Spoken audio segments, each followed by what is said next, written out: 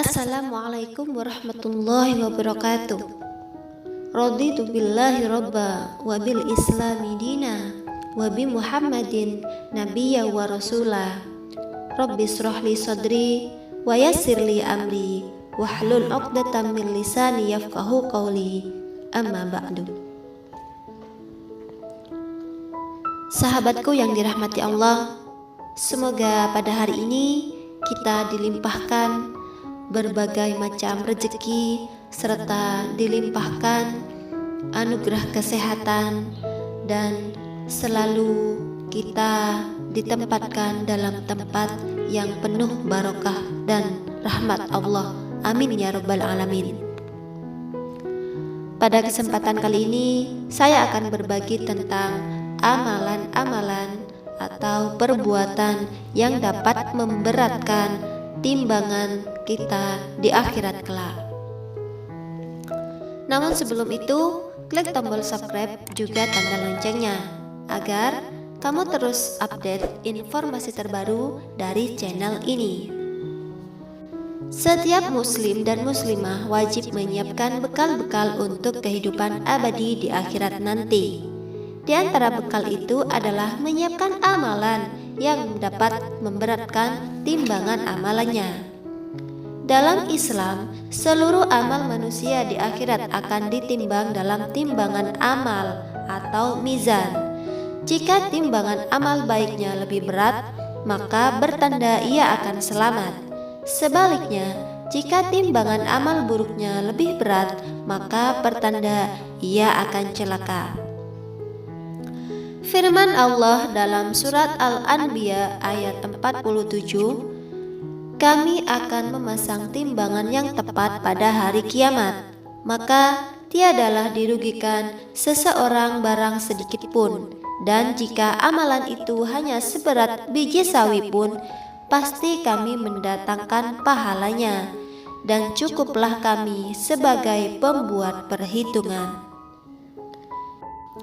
Karena itulah setiap muslim harus mempersiapkan bekal amal dengan berharap kepada Allah akan memberatkan timbangan kebaikannya, sehingga ia akan beruntung dengan karunia Allah Ta'ala.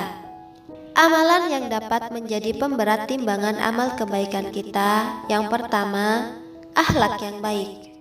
Hadis riwayat Tirmidzi, tidak ada sesuatu yang lebih berat dalam timbangan seorang mukmin pada hari kiamat selain akhlaknya yang baik. Allah sangat membenci orang yang kata-katanya kasar dan kotor. Kemudian amalan lain yang dapat memberatkan timbangan amal kebaikan kita yaitu bersolawat atas Nabi Muhammad SAW. Rasulullah SAW bersabda, "Sesungguhnya solawat atas Nabi Muhammad SAW termasuk yang memberatkan timbangan." Hadis riwayat Al-Hakim dan Imam At-Tirmidzi. Amalan yang ketiga yaitu mengucapkan syukur Alhamdulillah. Rasulullah SAW bersabda, "Ucapan Alhamdulillah memenuhi timbangan mizan."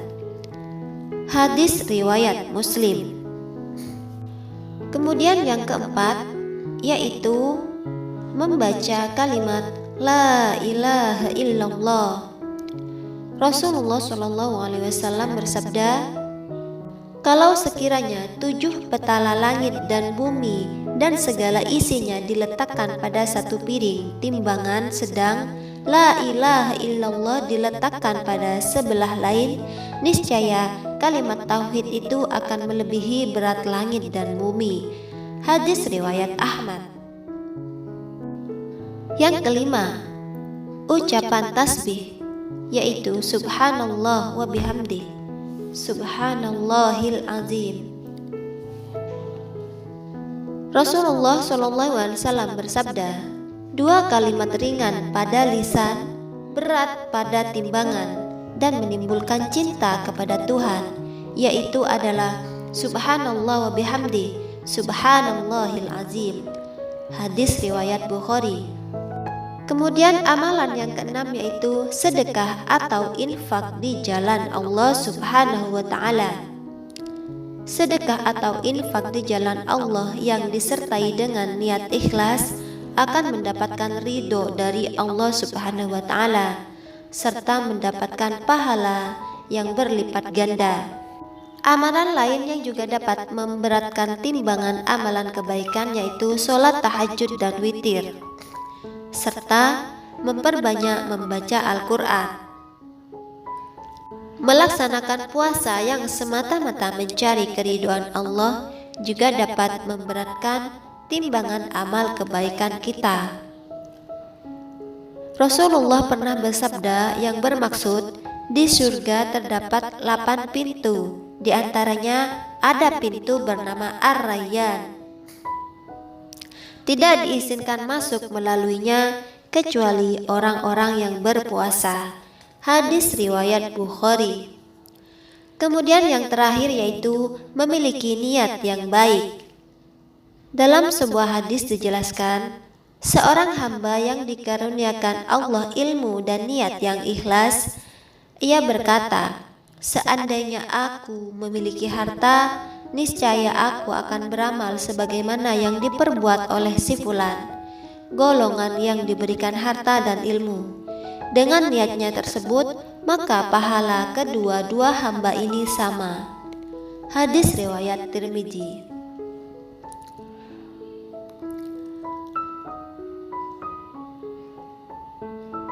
Hadis lain yang dijelaskan oleh Bukhari dan Muslim juga menjelaskan, sesungguhnya Allah menulis kebaikan-kebaikan dan kesalahan-kesalahan, kemudian menjelaskannya.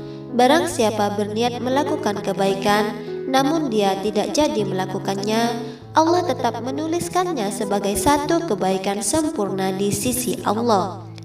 Jika ia berniat berbuat kebaikan, kemudian mengerjakannya, maka Allah menulisnya di sisi Allah sebagai 10 kebaikan hingga 700 kali ganda. Barang siapa berniat seburuk-buruk namun dia tidak jadi melakukannya, maka Allah menuliskan di sisi Allah sebagai satu kebaikan yang sempurna. Dan barang siapa berniat berbuat kesalahan kemudian mengerjakannya, maka Allah menuliskannya sebagai satu kesalahan. Nikmat Allah yang sungguh luar biasa. Semoga kita semua tergolong kepada orang yang beruntung di dunia dan di akhirat. Amin ya Rabbal Alamin. Share video ini semoga bermanfaat, dan dengan kita melakukan share video ini akan menjadi lapangan pahala serta amal jariah kita baik di dunia maupun di akhirat. Amin ya Rabbal Alamin. Wassalamualaikum warahmatullahi wabarakatuh.